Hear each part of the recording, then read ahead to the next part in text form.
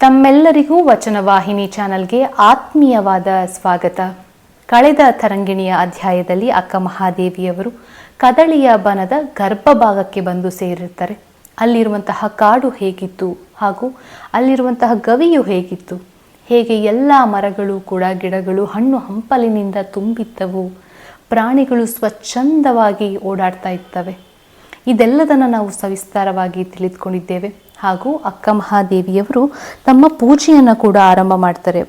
ಶುರುವಿನಲ್ಲಿ ಹಣ್ಣು ಹಂಪಲುಗಳನ್ನು ತಿನ್ನುತ್ತಾ ಸೊಪ್ಪು ತರಕಾರಿಗಳನ್ನು ಅವರು ತಿಂತಾ ಇರ್ತಾರೆ. ಆದರೆ ಅದಾದ ನಂತರ ಪ್ರಸಾದವನ್ನು ಅವರು ಸೇವನೆ ಮಾಡೋಲ್ಲ, ಹಾಗೆ ಪೂಜೆಯನ್ನು ಆರಂಭ ಮಾಡ್ತಾರೆ. ಹಾಗೂ ಕಳೆದ ಅಧ್ಯಾಯದಲ್ಲಿ ಅವರು ಇದು ನನ್ನ ಕೊನೆಯ ಸಾಕಾರ ಪೂಜೆ ಅಂತ ತಿಳಿದು ಮಿಂದು ಪೂಜೆಯನ್ನು ಆರಂಭ ಮಾಡ್ತಾರೆ. ಆ ಪೂಜೆಯ ಆರಂಭವು ಹೇಗಿತ್ತು ಅನ್ನೋದನ್ನು ಕಳೆದ ಅಧ್ಯಾಯದಲ್ಲಿ ನಾವು ತಿಳಿದುಕೊಂಡಿದ್ವಿ. ಬನ್ನಿ ಅದರ ಮುಂದುವರೆದ ಭಾಗವನ್ನು ಇಂದಿನ ಅಧ್ಯಾಯದಲ್ಲಿ ತಿಳಿಯೋಣ. ಮಾನವ ಶರೀರವು ಗಳಿಸಿಕೊಳ್ಳಬಹುದಾದಂತಹ ಆತ್ಯಂತಿಕ ಸಿದ್ಧಿಗಳನ್ನು, ಅವನ ಬದುಕು ಪಡೆದುಕೊಳ್ಳಬಹುದಾದಂತಹ ಅಂತಿಮ ಗುರಿಯಾದಂತಹ ಸಾಕ್ಷಾತ್ಕಾರವನ್ನು ಪಡೆದುಕೊಂಡಂತಾಯಿತು. ಇನ್ನು ನಿನ್ನೊಡನೆ ಸರ್ವಾಂಗ ಸಮರಸವನ್ನು ಹೊಂದಿಬಿಡುವೆ. ಶಟಸ್ಥಲದ ಎಲ್ಲ ಸ್ಥಳಗಳನ್ನು ಸಾಧಿಸಿದ್ದಾಯಿತು. ಭಕ್ತೆ ಎಂದು ಕರೆದುಕೊಳ್ಳುವವನೇ ಕರ್ತೃ, ಭೃತ್ಯ, ಪೂಜ್ಯ, ಪೂಜಕ ಎಂಬ ಭೇದ ಭಾವವಿಲ್ಲ. ಮಹೇಶ್ವರಿ ಎಂದುಕೊಳ್ಳಲೇ ವ್ರತ, ನೇಮ, ಭವ ಎಲ್ಲವುಗಳನ್ನು ದಾಟಿರುವೆ. ಪ್ರಸಾದಿಯೇ, ಅರ್ಪಿತ ಅನರ್ಪಿತ ಎಂಬ ಭಾವವಿಲ್ಲದಷ್ಟು ಸರ್ವಸ್ವವನ್ನು ಒಪ್ಪಿಸಿರುವೆ. ಪ್ರಾಣಲಿಂಗಿ ಸ್ಥಳದವಳು ಎಂದುಕೊಳ್ಳುವೆನೆ. ಅನುಭವಿಸಬೇಕಾದಂತಹ ಸ್ಥಿತಿಗಳಾವವು ಉಳಿದಿಲ್ಲ. ಶರಣ ಸ್ಥಳದವಳು ಎಂಬೆನೆ ನೀನು ಪತಿ, ನಾನು ಸತಿ ಎಂಬ ಭಿನ್ನತೆಗಳು ಕೂಡ ಉಳಿದಿಲ್ಲ. ಐಕ್ಯಳಾನು ಎಂಬೆನೆ, ನಿನ್ನಲ್ಲಿ ಬೆರೆಸಿ ಭೇದವನ್ನು ಅರಿಯೆ. ನೀ ಸ್ಥಳದಲ್ಲಿ ನಿಂತ ನನಗೆ ಇನ್ನೇನು ಬೇಕು ಹೇಳು. ಆದ್ದರಿಂದ ಎಲೆ ದೇವ ಸಕಲ ಕರ್ಣಂಗಳ ಉಪಟಳಕ್ಕೆ ಅಂಜಿ, ನಿಮ್ಮ ಶರಣರ ಮರೆ ಹೊಕ್ಕು ಕಾರುಣ್ಯಂ ಪಡೆದು ಬಂದು ಶ್ರೀಮೂರ್ತಿಯ ಕಂಡೆ. ಇನ್ನು ಎನ್ನ ನಿಮ್ಮೊಳಗೆ ಐಕ್ಯವ ಮಾಡಿಕೊಳ್ಳ ಚನ್ನ ಮಲ್ಲಿಕಾರ್ಜುನ. ಎಲೆ ದೇವ ಸಕಲ ಕರ್ಣಂಗಳ ಉಪಟಳಕ್ಕೆ ಅಂಜಿ, ನಿಮ್ಮ ಶರಣರ ಮರೆ ಹೊಕ್ಕು ಕಾರುಣ್ಯಂ ಪಡೆದು ಬಂದು ನಿಮ್ಮ ಶ್ರೀ ವಿಮೂರ್ತಿಯ ಕಂಡೆ. ಇನ್ನು ಎನ್ನ ನಿಮ್ಮೊಳಗೆ ಐಕ್ಯವ ಮಾಡಿಕೊಳ್ಳ ಚನ್ನ ಮಲ್ಲಿಕಾರ್ಜುನ. ದೇವ, ನನ್ನ ಕಾಯದ ಕಳವಳವ ಕೆಡಿಸಿದೆ, ಮನದ ಮಾಯೆಯ ಮಾಣಿಸಿದೆ. ಎನ್ನ ಪ್ರಾಣದ ಕೋಟಲೆಯ ಕಳೆದು ಭವದ ಬೇರನ್ನ ಅಲುಗಿಸಲು ನಿಮ್ಮತ್ತ ಸೆಳೆದುಕೊಂಡ ಮಹಾಯೋಜನೆಯನ್ನ ಎಂದು ವರ್ಣಿಸಲು ಸಾಧ್ಯವಿಲ್ಲ. ಕೈ ಬಿಡುವಂತೆ ಮಾಡಿ ಮತ್ತೆ ಮೇಲಕ್ಕೆ ಎತ್ತಿಕೊಂಡೆ. ಪರೀಕ್ಷೆಗಾಗಿ ವಿಘ್ನಗಳನ್ನು ಒಡ್ಡಿದಂತೆ ಮಾಡಿದರೂ ಎಳ್ಳಷ್ಟು ಘಾಸಿಯಾಗದಂತೆ ಪಾರು ಮಾಡಿದೆ. ಇದೆಲ್ಲ ನಿನ್ನ ಮಹಿಮೆಯೇ. ಪರಿಣಾಮವಾಗಿ ನಿಮ್ಮ ಶ್ರೀಪಾದ ಕಮಲ ತುಂಬಿದಂತೆ ಸಮರಸ ಸುಖವನ್ನೈಂಟಿ ಓಲಾಡುತ್ತಿರುವೆ. ತನ್ನ ಮನಸ್ಸಿನಲ್ಲಿ ಸ್ವಗತ ಸಂವಾದದಲ್ಲಿ ತೊಡಗಿದಳು ಅಕ್ಕ ಮಹಾದೇವಿ. ಎಲೈ ಕುಂಡಲಿನಿಯೇ, ಬೆಳಗಿನ ಸ್ವರೂಪನಾದ ಅವನು ಜೀವಾತ್ಮನನ್ನ ದೂರವಿರಿಸಿ ಕರೆಯಲು ಕಳಿಸಿದಂತಹ ಮನಸ್ಸು ಎಂಬ ಸಖಿಯನ್ನೇ ನೆರೆದು ಬಿಟ್ಟ. ಪ್ರಸ್ತುತ ತೂರ್ಯಾವಸ್ಥೆಯಲ್ಲಿ ತೂಗಿ ತೂಗಿ ನೋಡುತ್ತಾ ಎನಿತು ಕಾಲವಿರಲಿ. ಈ ಗಿರಿ ಬೆಂದಿದೆ, ಆದರೆ ತವರು ಉಳಿದಿದೆ. ಶರೀರವು ಪ್ರಾಕೃತಿಕ ಗುಣಗಳನ್ನು ಕಳೆದುಕೊಂಡು ಅದರೊಳಗಣ ಚೇತನದ ತರು ಮಾತ್ರ ಉಳಿದಿದೆ. ಆತ್ಮನೆಂಬ ಹೊನ್ನರಳೆಯ ಮರು ಮಧುರವಾಗಿ ಉಳಿಯುತ್ತಿದೆ. ಈಗಲೇ ನಾನು ಅವನಲ್ಲಿ ನೆರವೆನು. ದೇವ ಚನ್ನ ಮಲ್ಲಿಕಾರ್ಜುನ, ಕಾಮನ ತಲೆಯ ಕೊರೆದೆ ನಿನಗೊಲಿದು, ಕಾಲನ ಕಣ್ಣ ಕಳೆದೆ ಹಸಿವು ತೃಷೆಗಳ ಮೆಟ್ಟಿ. ಈಡ ಪಿಂಡಗಳನ್ನೇ ಯೋಗ ಶಕ್ತಿಯಿಂದ ಪುಡಿ ಪುಡಿ ತಿಂದೆ. ನನಗಿನ್ನಾವ ನಾಮ ರೂಪವಿದೆ. ಇಂಬಿಟ್ಟುಕೊಳ್ಳುವಂತಹ ಮಧುವಳಿಗ ನೀನಾದರೆ ನಾನು ಆಶ್ರಯಿಸುವಂತಹ ಮಧುವಳ ಗಿತ್ತಿಯಾಗಿರುವೆ. ನನ್ನ ಈ ಮರುತನವನ್ನ ಯಮನಲ್ಲಿ ಬೆರೆಸುವೆ, ಇದು ಸರಿಯೇ? ಇಚ್ಛಾ ಮರಣಿಯಾಗಿ ನಿನ್ನೊಡಗೂಡುವೆ. ನಾನೀಗ ಪಂಜರದ ಪಕ್ಷಿಯಲ್ಲ, ಗೂಡಿನ ಪಕ್ಷಿ. ನನ್ನಾತ್ಮದ ಗಿಳಿ ದೇಹದ ಕೋಡಿನಲ್ಲಿ ಬಂಧಿತವಾಗಿಲ್ಲ. ಸರ್ವ ಸ್ವತಂತ್ರವಾಗಿದೆ. ಬೇಕೆಂದಾಗ ನಿನ್ನತ್ತ ಹಾರಬಲ್ಲದು. ನನ್ನನ್ನು ಸ್ವೀಕರಿಸಲು ಸಿದ್ಧನಾಗು ದೇವ.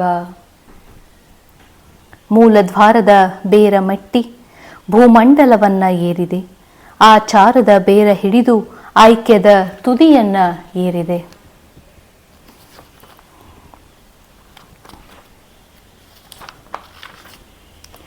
ವೈರಾಗ್ಯದ ಸೋಪಾನದಿಂದ ಶ್ರೀಗಿರಿಯನ್ನ ಏರಿದೆ.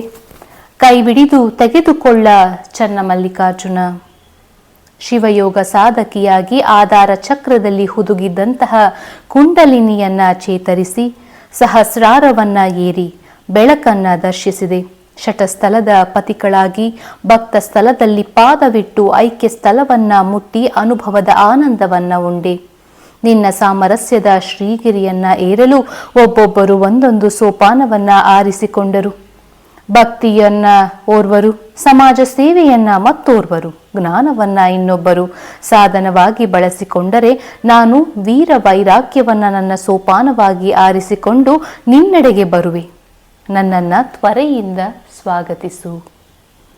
ಅಕ್ಕ ಮಹಾದೇವಿಯವರ ದೇಹ ನಿಶ್ಚಲವಾಯಿತು. ನೆಟ್ಟ ದೃಷ್ಟಿ ಸ್ಥಿರವಾಯಿತು. ಶ್ವಾಸವನ್ನ ದೀರ್ಘವಾಗಿ ಎಳೆದುಕೊಂಡು ಹಂತ ಹಂತವಾಗಿ ಕೆಳಗೆ ಇಳಿಸುತ್ತಲೇ ಸುಪ್ತವಾಗಿದ್ದಂತಹ ಕುಂಡಲಿನಿ ಪ್ರಾಣವಾಯುವಿನ ರಭಸಕ್ಕೆ ತಕ್ಕಂತೆ ಆರೋಹಿಸುತ್ತಾ ಹೋಯಿತು. ಅದು ಮೇಲೇರಿದಂತೆ ಮೈ ಹಗುರ ಎಂದೆನಿಸಿತು. ಕುಂಡಲಿನಿಯು ಅನಾಹುತ ಚಕ್ರಕ್ಕೆ ಏರಿದಾಗ ಹೃದಯವು ಮತ್ತೊಮ್ಮೆ ಮೊರೆಯಿತು. ಬೆರೆಸುವರೇ ಬೇಗ ತೋರ ಹೊರಹಾಕದಿರಯ್ಯ, ನಿಮ್ಮಲ್ಲಿಗೆ ಸೆಲೆಸಂದ ತುತ್ತಾನು ಎನ್ನ ಹೊರಹಾಕದಿರಯ್ಯ. ಚನ್ನಮಲ್ಲಿಕಾರ್ಜುನಯ್ಯ, ನಿಮ್ಮ ನಂಬಿ ಬೆಂಬಳಿ ಬಂದೆನು, ಇಂಬುಗೊಳ್ಳಯ್ಯ ಬೇಗದಲ್ಲಿ, ಇಂಬುಗೊಳ್ಳಯ್ಯ ಬೇಗದಲ್ಲಿ.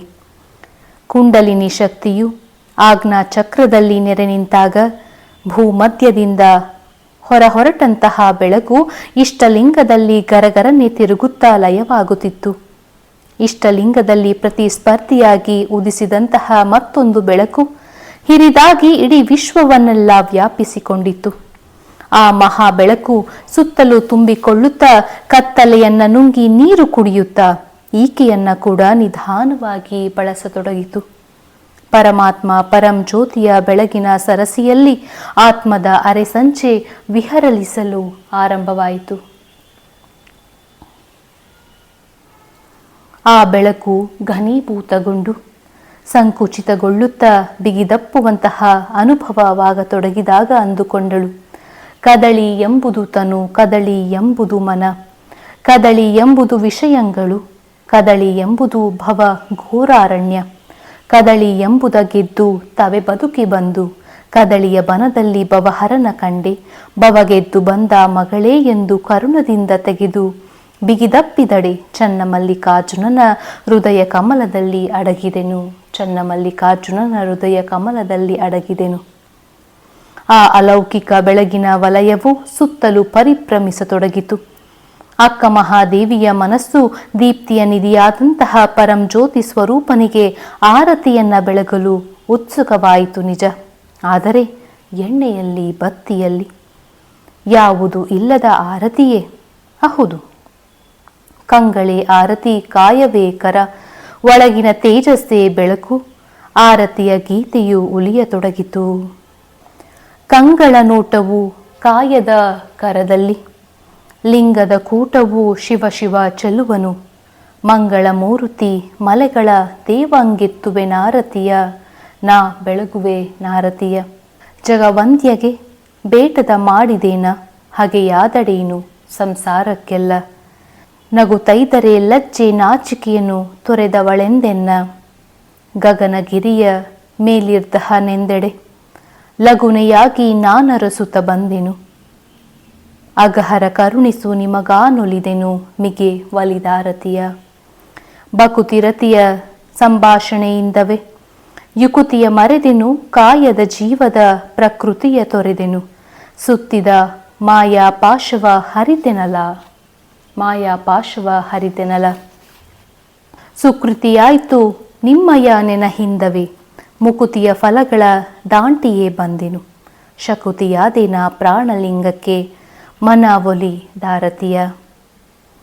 ಮಚ್ಚಿ ಒಲಿದು ಮನವಗಲದ ಭಾವವು ಬಿಚ್ಚದೆ ಬೇರೊಂದೆನಿಸದ ಪ್ರಾಣವು ಬೆಚ್ಚದಿಂತಿರ್ದು ಅಚ್ಚೊತ್ತಿದ ಮಹಾಘನಥ ನೆಲೆಗೊಂಡು ಪಶ್ಚಿಮ ಮುಖದಲ್ಲಿ ಬೆಳಗು ಪ್ರಕಾಶವು ನಿಚ್ಚ ನಿರಂಜನ ಚನ್ನಮಲ್ಲಿಕಾರ್ಜುನನಂ ಗೆತ್ತುವೆನಾರತಿಯ ರತಿಯಿಂದವೇ ಮನ ಒಲಿದಾರತಿಯ ರತಿಯಿಂದವೇ ಮನ ಒಲಿದಾರತಿಯ. ಕಂಗಳ ಆರತಿ ಬೆಳಗುತ್ತಿತ್ತು. ಹಾಡಿನ ನಾದ ನಿಸರ್ಗದ ಅಣು ಅಣುವಿನಲ್ಲಿಯೂ ಕೂಡ ವಿಶ್ವದ ಕಣಕಣಕ್ಕೆ ವ್ಯಾಪಿಸಲಾರಂಭಿಸಿತ್ತು. ತನುವನ್ನ ಮೀರಿದಂತಹ ಮನವ ಮೀರಿದ ಬುದ್ಧಿಯನ್ನ ದಾಟಿದ ಆ ಅನುಭವದಿಂದ ಮಾತು ಮೂಕವಾಯಿತು. ತರ್ಕ ತಟ್ಟರಿಸಿ ನಿಂತಿತು. ಉಸಿರು ರಭಸದಿಂದ ಸಹಸ್ರಾರವನ್ನ ಪ್ರವೇಶಿಸಿದಾಗ ಸಾವಿರಾರು ಮಿಂಚುಗಳು ಒಮ್ಮೆಲೆ ಮಿನುಗಿದಂತಾಗಿ ಪಶ್ಚಿಮ ಚಕ್ರದ ಹೆಬ್ಬಾಗಿಲು ಬಿಚ್ಚಿ ಪ್ರಾಣವಾಯು ವಿಲೀನಗೊಂಡಿತು. ಕಂಗಳು ಎವೆಗಳ ಕೆಳಕ್ಕೆ ಮುಚ್ಚಿ ಬೆಳಕಿನ ಚಕ್ರವು ಸುತ್ತತೊಡಗಿತು. ಪರಂ ಜ್ಯೋತಿಯ ಉರಿಯಲ್ಲಿ ಕರ್ಪೂರದಂತೆ ಚೈತನ್ಯದ ಚಿಜ್ಯೋತಿಯೊಂದು ಕರಗುತ್ತಿತ್ತು. ಚನ್ನಮಲ್ಲಿಕಾರ್ಜುನನ ಹೃದಯೋಪಾದಿಯಲ್ಲಿರುವಂತಹ ಆ ಕದಳಿಯ ಗರ್ಭದ ಗುಹೆಯಲ್ಲಿ ಬೆಳಕಿನ ಪ್ರವಾಹವು ಹರಿಯುತ್ತಿದ್ದು ಭೂಬ್ರಹ್ಮಾಂಡದಲ್ಲಿ ಅದು ನಿಧಾನವಾಗಿ ಸಮರಸವಾಯಿತು. ಅದು ನಿಧಾನವಾಗಿ ಸಮರಸವಾಯಿತು. ಸಾಗರವು ಮತ್ತು ಪ್ರಶಾಂತವಾಗಿತ್ತು. ಕಿರುಝರಿಯಾಗಿ ತೊರೆಯಾಗಿ ಮಹಾನದಿಯಾಗಿ ಹರಿದು ಬಂದಂತಹ ಆ ತರಂಗಿಣಿ ಶರದಿಯ ಒಡಲಲ್ಲಿ ತನ್ನ ತನವನ್ನು ಅಳಿದುಕೊಂಡು ಬೆರೆಯಿತು. ನದಿಯ ವಿಶಿಷ್ಟ ರುಚಿ ಬಣ್ಣ ಸಾಂದ್ರತೆಗಳು ಉಳಿಯದೆ ಸಾಗರದ ಬಣ್ಣ ರುಚಿ ಸಾಂದ್ರತೆಗಳು ಅಷ್ಟೇ ಉಳಿದಿದ್ದವು. ಮಹಾದೇವಿ ಎಂಬಂತಹ ಉಡುತಡಿಯ ಆಜರಿ ಮಹಾದೇವಿ ಎಂಬಂತಹ ಉಡುತಡಿಯ ಆಜರಿ ಅಕ್ಕ ಮಹಾದೇವಿ ಎಂಬ ಬೃಹತ್ ತರಂಗಿಣಿಯಾಗಿ ಕದಳಿಯ ಸಂಗಮ ತಾಣದಲ್ಲಿ ಪರಶಿವ ಸಾಗರದೊಡನೆ ಒಡವೆರೆದು ಒಂದಾಯಿತು. ಕಾಯದ ಕತ್ತಲೆಯ ಬಣ್ಣ ಮನದ ಮಾಯೆಯ ರುಚಿ ಜೀವದ ಜಂಜಡದ ಸಾಂದ್ರತೆಗಳನ್ನು ಅಳಿದುಕೊಂಡು ಪರಶಿವಾಂಬುದಿಯ ಸತ್ ಚಿತ್ ಆನಂದವನ್ನ ನಿಲುವನ್ನ ಪಡೆದಿತ್ತು. ತರಂಗಿಣಿ ಶರದಿಗಳ ಬಿಗಿಯಪ್ಪುಗೆ ಹೇಗಿತ್ತು ಎಂದರೆ ಅಲ್ಲಿ ಕೂಟದ ಕಲೆ ಸಹ ಉಳಿದಿರಲಿಲ್ಲ. ನದಿ ಬತ್ತಿ ವ್ಯರ್ಥವಾಯಿತೆ? ಇಲ್ಲ. ಕೇವಲ ಮಳೆಗಾಲದ ನದಿಯಾಗಿ ಅಳಿಯದೆ ಅಪೂರ್ಣ ನದಿಯಾಗಿ ಉಳಿಯದೆ ಸಾಗರವನ್ನ ಬೆರೆದು ಅದರ ಗರ್ಭದಲ್ಲಿ ಶಾಶ್ವತವಾಗಿ ಉಳಿಯುವಂತಹ ಸಾರ್ಥಕತೆಯನ್ನ ಸಾಧಿಸಿತು. ಮುಂದೆ ಹುಟ್ಟಲಿರುವ ಮೋಡ ಮಳೆ ಝರಿ ತೊರೆಗಳಿಗೆ ಚೈತನ್ಯ ಸ್ಫೂರ್ತಿಗಳನ್ನು ಒದಗಿಸುವಂತಹ ಚನ್ನಮಲ್ಲಿಕಾರ್ಜುನನ ಚಿನ್ಮಯ ನಿಧಿಯಾಯಿತು. ಚನ್ನಮಲ್ಲಿಕಾರ್ಜುನನ ಚಿನ್ಮಯ ನಿಧಿಯಾಯಿತು.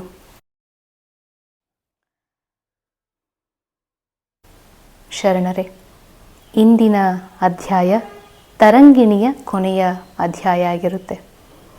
ಹಾಗಾಗಿ ಕೊನೆಯ ಒಂದಿಷ್ಟು ಪುಟಗಳನ್ನು ನಾನು ನಿಮ್ಮ ಮುಂದೆ ಬಂದು ಓದುವ ಅಂತ ಅಂದ್ಕೊಂಡೆ. 2 ವರ್ಷಗಳ ಹಿಂದೆ ತರಂಗಿಣಿಯ ಈ ಕೃತಿಯನ್ನು ನಾನು ನಿಮ್ಮ ಮುಂದೆ ಇಡಲು ಆರಂಭ ಮಾಡಿದ್ದು. ಇಂದಿಗೆ ಅದು ಮುಕ್ತಾಯವಾಗಿದೆ.